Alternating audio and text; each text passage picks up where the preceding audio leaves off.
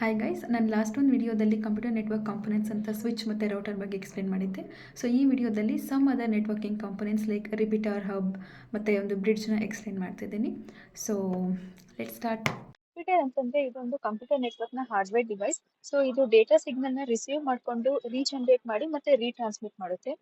So example ಇಲ್ಲಿ 2 devices ಇದೆ and ಅದ್ರದ್ದು 150 ಮೀಟರ್ಸ್ ಇದೆ ಡಿಸ್ಟೆನ್ಸ್. ಅಂಡ್ ಇದನ್ನ ನಾವು ಎಥರ್ನೆಟ್ ಕೇಬಲ್ ಇಂದ ಕನೆಕ್ಟ್ ಮಾಡಿರ್ತೀವಿ ಅಂಡ್ ಅದ್ರದ್ದು ಸಿಗ್ನಲ್ ಸ್ಟ್ರೆಂತ್ 100 ಮೀಟರ್ಸ್ ಇದೆ ಅಂತ ಅನ್ಕೊಳ್ಳೋಣ. So device a device b ಗೆ ಡೇಟಾ ಟ್ರಾನ್ಸ್ಫರ್ ಮಾಡಿದಾಗ ಟಿಲ್ 100 ಮೀಟರ್ಸ್ ಕರೆಕ್ಟ್ ಆಗಿ ಹೋಗುತ್ತೆ. ಆಫ್ಟರ್ 100 ಮೀಟರ್ಸ್ ಸಿಗ್ನಲ್ ಲಾಸ್ಟ್ ಆಗುತ್ತೆ ಬಿಕಾಸ್ ಅದ್ರ ಸ್ಟ್ರೆಂತ್ ಇರೋದೇ 100 ಮೀಟರ್ಸ್. ಸೊ ಹಾಗಾಗಿ ನಾವು ಈ ಎರಡು ಡಿವೈಸಸ್ ಮಧ್ಯೆ ಒಂದು ರಿಪೀಟರ್ ನ ಇನ್ಸ್ಟಾಲ್ ಮಾಡ್ತೀವಿ. ಸೊ ಈ ರಿಪೀಟರ್ ಕಂಪ್ಯೂಟರ್ ಎ ಇಂದ ಬರ್ತಕ್ಕಂತ ಒಂದು ಡೇಟಾ ಸಿಗ್ನಲ್ ನ ರಿಸೀವ್ ಮಾಡ್ಕೊಂಡು ಅದನ್ನ ರೀಜನರೇಟ್ ಮಾಡಿ ಫಸ್ಟ್ ಯಾವ ಸ್ಟ್ರೆಂತ್ ಅಲ್ಲಿ ಬಂದಿತ್ತು ಅದೇ ಸ್ಟ್ರೆಂತ್ ಅಲ್ಲಿ ಅದು ಮತ್ತೆ ಡೆಸ್ಟಿನೇಷನ್ ಕಂಪ್ಯೂಟರಿಗೆ ರೀಟ್ರಾನ್ಸ್ಮಿಟ್ ಮಾಡುತ್ತೆ.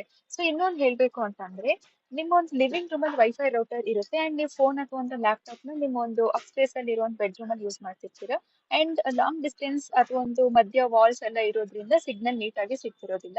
ಸೊ ಹಾಗಾಗಿ ನಾವೊಂದು ವೈರ್ಲೆಸ್ ವೈಫೈ ರಿಪೀಟರ್ ನ ನಾವಲ್ಲಿ ಒಂದು ಸಾಕೆಟ್ ಗೆ ಇನ್ಸರ್ಟ್ ಮಾಡಿದ್ರೆ ಸೊ ರೌಟರ್ ಇಂದ ಬರ್ತಕ್ಕಂತ ಒಂದು ಸಿಗ್ನಲ್ ನ ರಿಪೀಟರ್ ರಿಸೀವ್ ಮಾಡ್ಕೊಂಡು ಅದನ್ನ ರೀಜನರೇಟ್ ಮಾಡಿ ಮತ್ತೆ ಅದನ್ನ ರೀಟ್ರಾನ್ಸ್ಮಿಟ್ ಮಾಡುತ್ತೆ. ಸೊ ಇಷ್ಟೇ ರಿಪೀಟರ್ ಅಂತಂದ್ರೆ. Next hub. ಹಬ್ ಅಂತಂದ್ರೆ ಇದು ಒಂದು ಲೋಕಲ್ ಏರಿಯಾ ನೆಟ್ವರ್ಕ್ ಅಲ್ಲಿ ಮಲ್ಟಿಪಲ್ ಡಿವೈಸಸ್ ನ ಕನೆಕ್ಟ್ ಮಾಡುತ್ತೆ. ಅಂಡ್ ಯಾವ್ದಾದ್ರು ಒಂದ್ ಡಿವೈಸ್ ಇನ್ನೊಂದ್ ಡಿವೈಸ್ ಗೆ ಡೇಟಾ ಕಳಿಸ್ಬೇಕು ಅಂತಂದ್ರೆ ಇದು ಇದಕ್ಕೆ ಕನೆಕ್ಟ್ ಆಗಿರ್ತಕ್ಕಂತ ಒಂದು ಎಲ್ಲಾ ಡಿವೈಸಸ್ ಡೇಟಾ ಕಳಿಸುತ್ತೆ.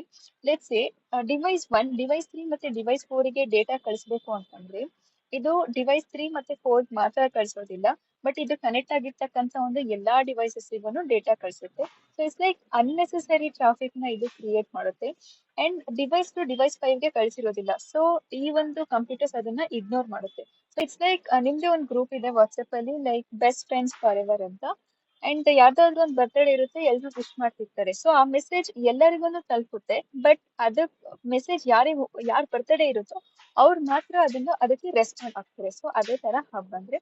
ಸೊ ಹಬ್ಬಿಗೂ ಸ್ವಿಚ್ಗೂ ಡಿಫ್ರೆನ್ಸ್ ಏನಂತಂದ್ರೆ ಸ್ವಿಚ್ ಡಿವೈಸ್ 1 ಡಿವೈಸ್ 2 ಗೆ ಡೇಟಾ ಕಳಿಸ್ಬೇಕು ಅಂತಂದ್ರೆ ಸ್ವಿಚ್ ಡಿವೈಸ್ 2 ಮಾತ್ರ ಡೇಟಾ ಕಳಿಸುತ್ತೆ instead of sending that data to all of the devices which are connected to switch. So ಅದಕ್ಕೆ ನಾವು ಸ್ವಿಚ್ ನ ಇಂಟೆಲಿಜೆಂಟ್ ಡಿವೈಸ್ ಅಂತ ಕರಿತೀವಿ.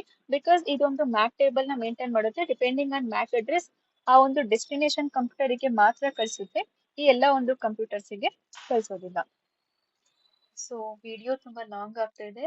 ನಾನು ಬ್ರಿಡ್ಜ್ ನ ನೆಕ್ಸ್ಟ್ ವಿಡಿಯೋದಲ್ಲಿ ಎಕ್ಸ್ಪ್ಲೇನ್ ಮಾಡ್ತೀನಿ. ಈ ವಿಡಿಯೋ ಇಷ್ಟ ಆಗಿತ್ತು ಅಂತಂದ್ರೆ ಪ್ಲೀಸ್ ಲೈಕ್ ಮಾಡಿ ಮತ್ತೆ ಶೇರ್ ಮಾಡಿ. Thank you.